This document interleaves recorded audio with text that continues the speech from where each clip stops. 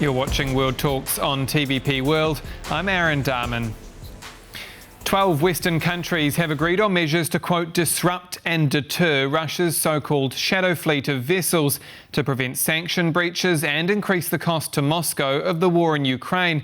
That's according to Estonia's government as the Joint Expeditionary Force Security Summit wraps up in Tallinn. It comes in the same week that the Russian general responsible for the use of chemical weapons in Ukraine was killed in Moscow. Vaidotas Malinionis is the founder and managing director of the National Defence Foundation and joins me now.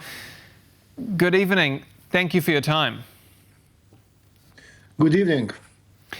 First of all, how big of an issue is this shadow fleet of Russian vessels? Has Europe been too slow to act?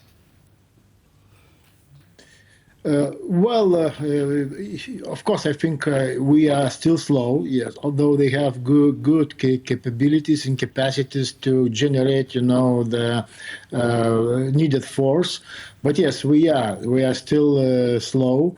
But this, your mentioned Joint Expeditionary Force meeting in Tallinn, I think, is a good step to enhance and make things faster, because those 10 nations which comprises of the Joint Expeditionary Force have a lot of capacities, and I just want to mention that basically this Joint Expeditionary Force is comprised from Baltic and Scandinavian countries plus Netherlands, and it is led by the UK, which is also a nuclear state. I think this is also an important message for our force. Will these measures that have been agreed on today actually make a difference? Do you worry that it's empty talk and Russia will still be able to get around those sanctions? I think it is important that this meeting is happening, and those countries are also encouraging each other to have the budget for their defense not less than 3%. Plus, also, we should remember that Donald Tusk, Polish Prime Minister, also advised to organize even policing capability in the Baltic Sea. After, if you remember the event, then 2 cables, which one was one from Lithuania to Sweden and another from Finland to Germany, were broken. So those countries who are organizing this GFF is also capable to be very important and strong partner if we are talking about the policing in the Baltic Sea. But also they are capable to take other measures. That's the reason it was created, this organization, in 2014. This group has used the term disrupt and deter Russia's so-called shadow fleet of vessels. How difficult is it to disrupt and deter this shadow fleet? And is that why we haven't done it yet?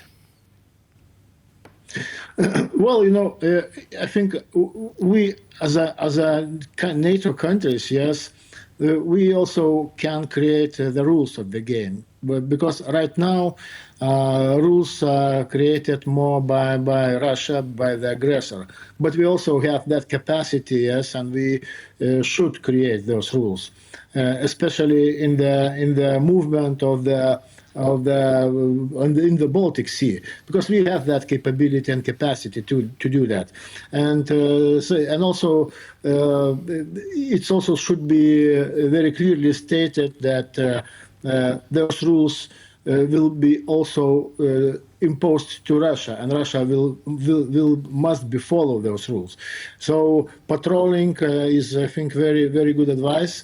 And I think it's a good step to utilize our, all nations which are surrounding the Baltic Sea, because after Finland and Sweden joined the NATO, now Baltic Sea is really can be very well protected and controlled by the NATO nations. This specific security group of countries was first formed to ensure a quick threat response even before NATO's Article 5 is invoked. But do you believe with the likes of, you mentioned before, the cutting of cables in the Baltic, see this suspected sabotage, that Russia is close to crossing that threshold, that an attack on one is an attack on all, and that we may see that, that action on NATO's behalf sooner rather than later? Well, we believe in NATO, yes, and of course we know some gaps in the NATO, because NATO is a pretty slow decision maker, because there are a lot of nations which have to come up with a decision, and having that joint expeditionary force, which is also a coalition of willing, yes, it is acting outside a little bit of NATO format, but nevertheless it is part of NATO. But yes, that those nations that Jeff can organize fast action and organize fast reaction, and I hope that decisions and also the processes how to react to certain challenges can be much faster using this organization, and I hope that during this summit, which is finalizing today, it's already finished, I think, they also were talking about the decision making and how to organize fast reaction, fast deployment, and effective measures. Now, as we speak about Russia, I also want to pick up on this developing story that an explosion on a scooter in Moscow has killed Russian Lieutenant General Igor Kirillov and his assistant. Now, sources within Ukraine's security service reportedly say it was behind the blast. How significant is this, and do you expect Russia to retaliate? Well, I think, yes, it is significant. It is significant because it happened less than 24 hours after Ukrainian authorities announced that general as a war criminal, and he was, so to say, sentenced by Ukrainian authorities, and immediately we see that execution came into the place. And of course, this is damaging Russia's reputation. They cannot be sure, and they cannot 100% protect their very high flag officers. Yes, they can be killed even in Moscow. So this is very worrying, and of course, it's a kind of very worrying message to other important people in Moscow who are, contributing to the killings and to the destruction in Ukraine. So I think it is also some kind of message and also damage for the reputation to Russia. But what kind of countermeasures Russia can take? I think they are already taking all measures what they can do it. Of course, they will announce maybe some new rocket or something like with Oreshkin they did, yes. So they will make visible that they retaliated somehow, but I don't think it will be something very new or something we haven't seen before. So this is business as usual in this war. And we are running out of time, but one last question. Do you believe anything will cause Vladimir Putin to wave the white flag, to surrender, or does concession of land need to be part of any peace deal? Well, it's a hard question.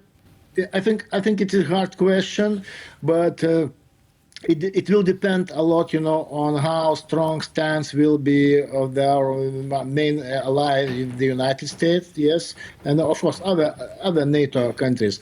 So we should be very firm and strong, and otherwise, and the peace, if we are heading to the peace, should be, very reliable peace, because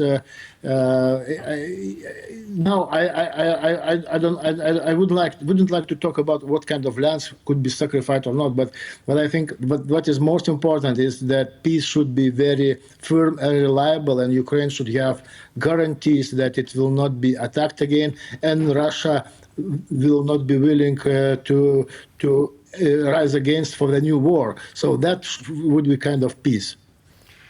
Vaidotas Malinionis, founder and managing director at the National Defence Foundation, thank you again for your time. Thank you. And that's this edition of World Talks here on TVP World. Do stay with us for all the latest commentary, analysis and news. I'm Aaron Darman. Goodbye for now.